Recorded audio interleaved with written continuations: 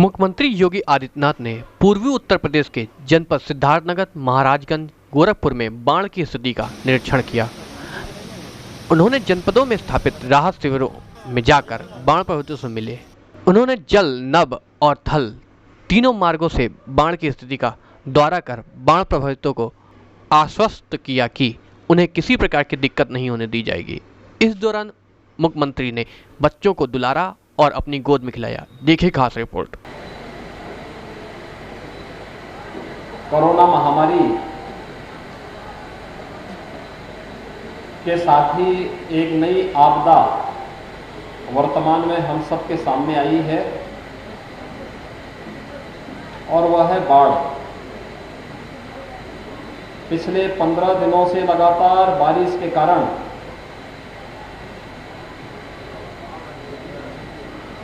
पूर्वी उत्तर प्रदेश में भी और नेपाल में भी भारी बारिश के कारण लगभग 1.5 दर्जन जिलों में काफी बाढ़ आई है।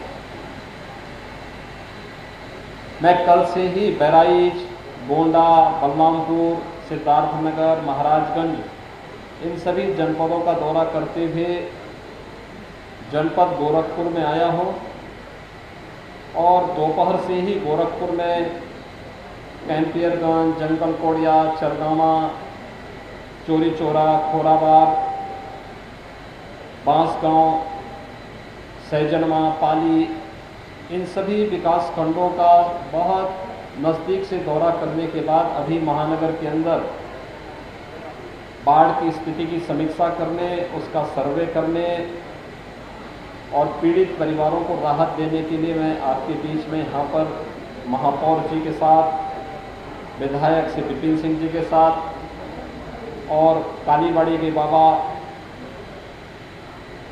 भाजपा के क्षेत्रीय अध्यक्ष डॉक्टर धर्मेंद्र सिंह जी, महानगर अध्यक्ष समेत इन सभी पदाधिकारियों के साथ में हम लोग यहाँ पर आए हैं। जनपद के अंदर 304 गांव बाढ़ की चपेट में आए हैं। लगभग 2.25 लाख की आबादी बाढ़ से प्रभावित है। बाढ़ बचाव के लिए 405 नौकाओं की व्यवस्था और 50 से अधिक स्टीमर अब तक लगाई गई है।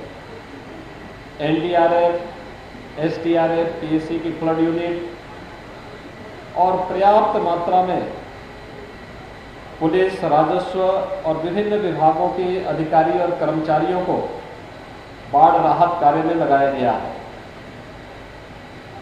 प्रयास किया जा रहा है कि आपदा के समय में सरकार आप सबके साथ खड़ी होकर के पर्याप्त मात्रा में राहत सामग्री हर पीड़ित परिवार को समय से उपलब्ध करवा दे। ग्रामीण क्षेत्र में जहां राप्ती नदी का जलस्तर आपने देखा होगा, एकदम इसी तटबंध से सट करके राप्ती नदी बहती है। लगभग 2.5 से 3 मीटर खतरे के निशान से ऊपर राप्ती नदी बह रही थी। आज से थोड़ा उसमें गिरावट आना प्रारंभ हुआ है और हम अनुमान करते हैं कि कल तक इसमें और सुधार आएगा। राप्ती नदी का जलस्तर बढ़ने के कारण, रोहिन नदी का जलस्तर बढ़ने के कारण, आसपास के अन्य जो नाले हैं, नदियां हैं, इन सब का जलस्तर बढ़ने के कारण महानगर का जल यहीं पे ठहर गया। तो महानगर में भी जल भराव की भीषण समस्या खड़ी हो गई। यद्यपि नगर निगम ने पंपिंग स्टेशन के माध्यम से अतिरिक्त पंपिंग सेट लगा करके और सिंकिंग मशीन लगा करके भी महानगर की जल निकासी की व्यवस्था को व्यवस्थित करने का प्रयास किया है। लेकिन आपदा जब आती है तो हर प्रकार के संसाधन और सरकार की सामर्थ्य उसके सामने कभी कभी जवाब देती हुई दिखती है। लेकिन प्रशासन भी, जनप्रतिनिधि भी, सबने शासन की मंशा के अनुरूप कि हम लोग हिम्मत से काम लेंगे, जनता जनार्दन के सुख दुख में सहभागी बनेंगे और हर प्रकार का राहत उन्हें उपलब्ध कराएंगे। इस संकल्प का परिणाम है कि इसमें अब राहत देने की स्थिति काफ़ी तेजी के साथ बढ़ रही है। हर पीड़ित परिवार को पहले चरण में राहत सामग्री के रूप में 10 किलो चावल, 10 किलो आटा, 10 किलो आलू, सूखा भूजा चना, भुना चना, दाल 2 किलो, रिफाइंड तेल, नमक, मसाले, देशलाई, प्लास्टिक, ये सभी आवश्यक सामग्री तो उसे उपलब्ध करवाने का प्रयास किया ही जा रहा है। साथ साथ ये भी प्रयास किया जा रहा है कि पेयजल की व्यवस्था के लिए भी उनके लिए कुछ पुख्ता व्यवस्था हो। जहां पर अभी उसकी समस्या आ रही है वहां पर क्लोरीन की टैबलेट दी जा रही है। इस सीजन में अक्सर सांप, बिच्छू, जंगली जानवर, अन्य विषैले जीवों, आवारा कुत्तों के काटने की शिकायतें भी मिलती हैं। इसके बचाव के लिए एंटी स्नेक वेनम और साथ साथ एंटी रेबीज वैक्सीन भी पर्याप्त मात्रा में हर जनपद में भेजे गए हैं। प्रयास किया जा रहा है कि कहीं भी किसी चीज की कमी न होने पाए।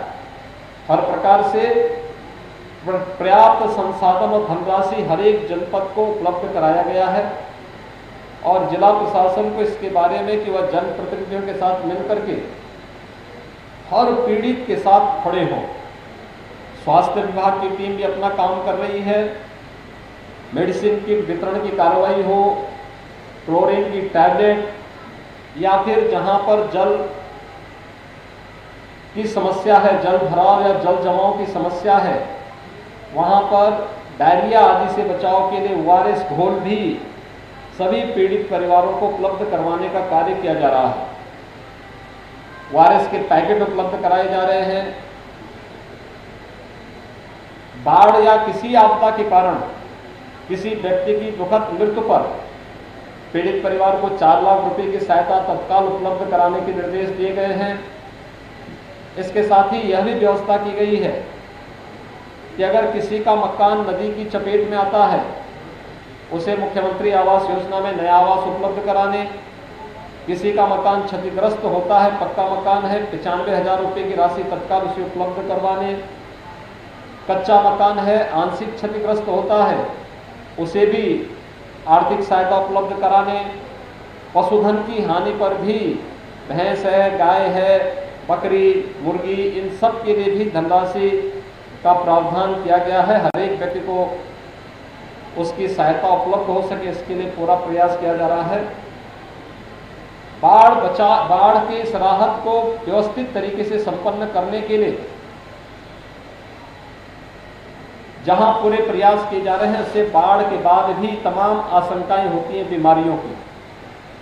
उन बीमारियों से बचाव के लिए सरकार के स्तर पर कल से एक विशेष अभियान चल रहा है जो 1 सप्ताह तक चलेगा, 5 सितंबर से 12 सितंबर तक। इसमें स्वच्छता, सैनिटाइजेशन, फॉगिंग, छिड़काव और साथ साथ शुद्ध पेयजल की आपूर्ति कैसे हो या वहां पर क्लोरीन की टैबलेट बांटने की व्यवस्था, स्वास्थ्य विभाग की टीम जैसे निगरानी समितियां गांव-गांव, घर-घर जाकर के, मोहल्ला-मोहल्ला जाकर के स्क्रीनिंग करके हर पीड़ित को राहत देने का कार्य कर रही थी। ऐसे ही इसमें भी एक व्यवस्था करने का प्रयास किया जा रहा है कि ये कार्यक्रम लगातार चले, जिससे डेंगू, इंसेफ्लाइटिस, मलेरिया, चिकनगुनिया, कालाजार जैसी तमाम अन्य बीमारियों से बचाया जा सके। सभी लोग सावधानी रखें, स्वच्छता का ध्यान रखें। ये प्रयास किया जा रहा है। सरकार ने अपने स्तर पर सभी तटबंधों की मरम्मत, उनके रखरखाव की पूरी व्यवस्था की। आपने देखा होगा, मैं मानता हूं कि लगभग 50 वर्ष के बाद इतना पानी नदियों में आया है। राप्ती नदी 2.5 से 3 मीटर खतरे के निशान से ऊपर रहे और तटबंध सभी सुरक्षित रहें, इस समय से किए गए कार्यों का परिणाम है। दूसरा, प्रशासन ने समय रहते सभी उपाय किए, खासतौर पर जहां पर सीपेज हो रहे थे, जल बहाव की स्थिति चल रही थी, वहां पर समय रहते बचाव के उपाय कर दिए, जिससे कि भीषण त्रासदी में जनधन की हानि को रोका जा सके। हम सब मिलकर के इस आपदा का सामना करते हुए हर पीड़ित परिवार तक राहत सामग्री पहुंचाएं। ये मंशा है और प्रशासन को स्पष्ट कर दिया गया कि अगले 3-4 दिन तक हर पीड़ित परिवार तक राहत सामग्री पहुंच जाए। जो लोग बेघर हो चुके हैं या अपने घरों से जिनको बाहर आना पड़ा है, उनके लिए कम्युनिटी किचन या सामुदायिक किचन के माध्यम से उनके लिए भोजन उपलब्ध करवाया जाए, भोजन के पैकेट उपलब्ध करवाए जाएं। पशुओं के लिए भी चारे की व्यवस्था की जाए, दवा की व्यवस्था की जाए।